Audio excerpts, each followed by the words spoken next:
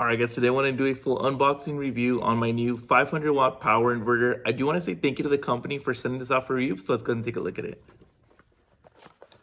These are definitely handy to have in your car, especially if you want to plug in some larger devices. Here it is. It has a way for you to plug in two traditional plugs here and then two USB here. And then we just hook this up directly to the lighter part of the car. And then here's where you will just turn it on and off. So like I said, it just feels pretty heavy duty. There's also a user manual as well.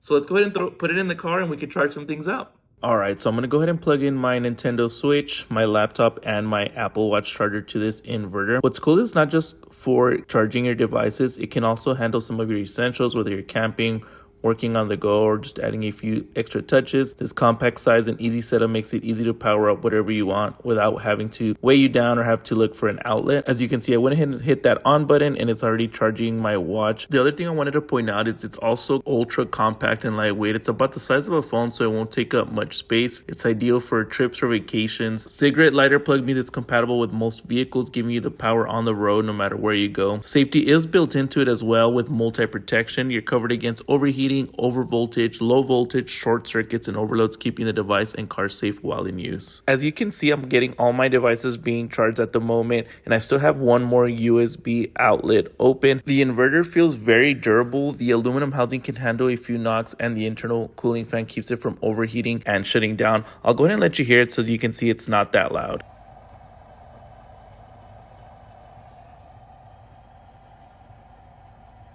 Alright guys, so if you guys are looking for a new power inverter, definitely look into this one. I'm going to leave that link down below. Highly recommend.